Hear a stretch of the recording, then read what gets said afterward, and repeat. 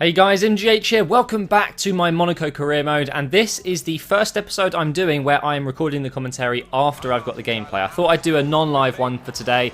We made so many signings. Like, basically guys, let's go through what we've done so far. So we started the career mode.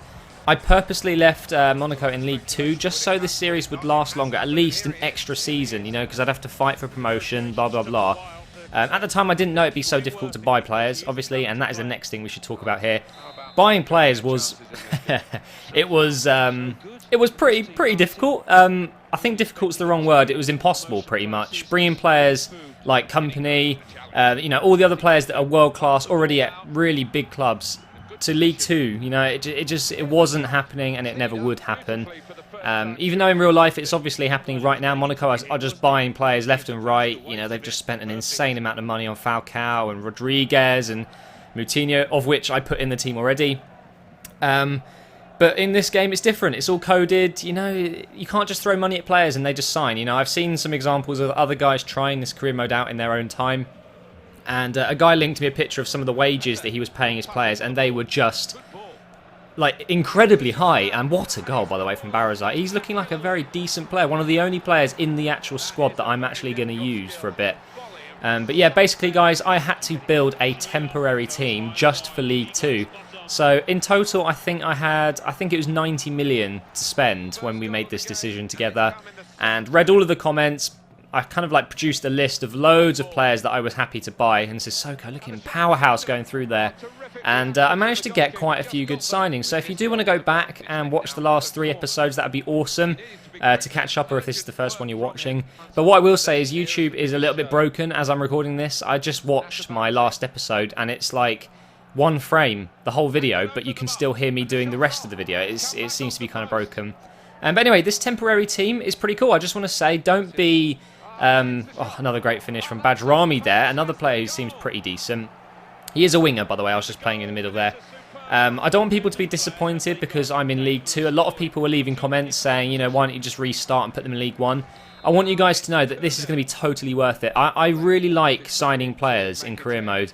And the fact that I was able to sign so many of these great, you know, semi-established players, you know, decent players. Another great goal there in the 90th minute as well. Lovely. It's been good fun for me to make, and I think this season will be quite fun. I'm going to go through it quite quickly. I'm hoping to get it done. I reckon by episode 10 this season should be done, and then that's when the series will just bang, it'll be kicking in. We're buying all these great players. Hopefully they won't steal my money when the transfer window comes at the end of the season, or at the beginning of next season. We do sim this match against Clermont, by the way. You might see this a few times. A lot of people are asking me to sim the whole career mode of this series. So this season, sorry, not series. People are asking me to sim this whole season, but I'm not going to do that. I want to play most of the games anyway, because the team is awesome. Like, Zaha out on the right is just, it is so much fun. But yeah, I don't want you guys to be annoyed at me for putting them in League 2. The real decision behind it was, I obviously knew they were in League 1, they just got promoted. But I thought, you know what, because it hasn't actually happened yet in a way in real life, you know, they're still technically a League 2 side because they haven't started the next season in League 1 yet. Why don't I use that time to get the signings I want? Obviously, I didn't realise at the time it'd be so expensive. And do the first season and get promoted. You know, I thought it'd be something a little bit different. Clearly, a lot of people don't necessarily want that, but that's all right. Trust me, it's going to be absolutely fine. And there's something that you might not have thought about. When it comes to realism, this means now that next season, it will be 2013, just like it will be in real life. There you go. So players will be the same age as they are in real life. And look at that with Sissoko, man. As soon as he gets sprinting to his top speed, there is no stopping him. He is just a powerhouse. And a really shit corner there. I absolutely love Sissoko. I've wanted to sign him for the whole of this game, and I finally got around to getting Sissoko. And by the way, Falcao, just watch this. Have a look at this. See ya, boom, and it's in. Look at that. Such a good player, my God. I'm very much glad I put him in the team with Moutinho and Rodriguez, because that would have been so expensive and I would have never signed him. And there is one problem with Falcao in this game, and that he is kind of old. He's 27, I think, when you start the career mode, which means you're only going to get 2-3 good seasons with him, and then he will start decreasing, which really bugs me about this game. And oh my God, we conceded. Look at that. Marcolino scores an absolutely easy goal with a tap in there. I just can't believe I conceded in League 2. Now, I want you guys to know as well, I am playing world class still, and it isn't as easy as I thought it would be. I thought I would be destroying these teams 4-0, 5-0 all the time.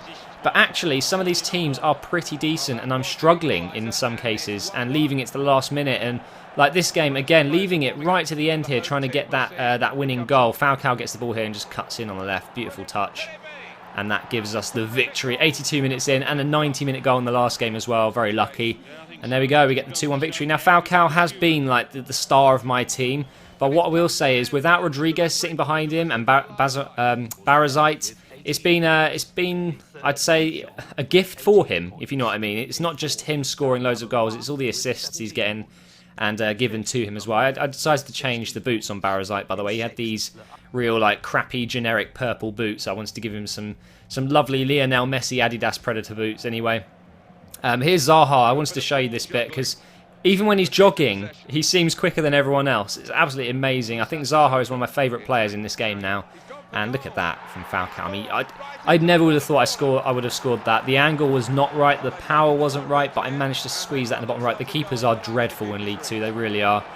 But again, just shows you Falcao is the poacher. He is the guy who's going to be getting me into League 1. And like I've said in the episodes before this, guys, I'm pretty much guaranteed promotion, even if I just sim this season. So I will sim a few matches, but I will play most of them because I'm really enjoying playing with these players. It wasn't just about signing all the massive players. It was having all that cash and just having the freedom to buy whatever I want. And there's a great example of FIFA when you make a great tackle, yet it still goes to the other opponent. It's really frustrating, that. Anyway, while the gameplay finishes up here, guys, I just want to talk about FIFA 14 really quick because I've just seen the trailer go up today. It might actually have gone up overnight, I just didn't see it. But a lot of people seem to be disappointed with the trailer, the FIFA 14 gameplay, cinematic, whatever you want to call it. And I just want to say a few things. Now, a lot of people expect them to improve the game massively, you know, develop new game modes, all that stuff. What you got to remember is, guys, this is EA we're talking about. And I don't want to be horrible in a video when I don't need to be, but I think EA deserve this. They are a bit lazy. Let's be honest, they haven't fixed some of the issues in FIFA 13 and it's 8 months out. You know, I've been through this before. You can't expect them to produce an amazing new game every year, developing new game modes and stuff like that. I think the thing we've got to do, guys, is just dampen down our expectations. FIFA 14 is going to be very similar to 13. What a goal from Zaha, by the way. Like FIFA 13 was exactly the same as 12, and 12 was the same as 11. There's only minor improvements every year. So just when you watch these trailers, or when you read about the new game, actually, I've just realised that was very close to the keeper. Just don't expect it to be amazing, because it is EA we're talking about here. A lot of us do get frustrated with them. They were voted the worst company in America or something last year, so that says a lot, really. And whether FIFA 14 will be much better than FIFA 13, I don't know. I really hope so. It looks like they've put in some new passing animations, some new shot animations, of course. Because according to EA, changes in their game is, you know, making a change is literally just adding a celebration and an animation. There's no game mode development, nothing. But we'll soon find out. And I can see the really shit goal here. Look at that. I had about 4 defenders around him and they couldn't react fast enough. But the only reason I wanted to talk about that, really, guys, is because I'm not going to be uploading the trailer. I don't want to talk about it, to be honest. It's not even a gameplay trailer. I don't know why they call it that. And also, it doesn't show anything. Like, literally, if I do upload it, I'll do a comparison between the FIFA 14 trailer and the FIFA 12 and FIFA 13 ones, because they are literally the same length, the same titles. It's all just different graphics, slightly different angles on the players. I mean, it is literally the exact same thing. And I think it just proves that no matter what they do, they are going to sell their product. No worries. And again, look at this 90-minute goal. Oh, thank you so much, Barazite. Another 3 points. And I believe that has extended our lead at the top of the table already. I think it's like 6 points after a couple of games. You're going to see the league table pop up here. And it's going to be an easy one. I'm pretty sure I'm not going to drop many points this season, that's for sure, even if I put out my reserve team. I mean, most of the players in this league seems to be, you know, between 50 and 65, I want to say. And my team are all mid-70s, you know.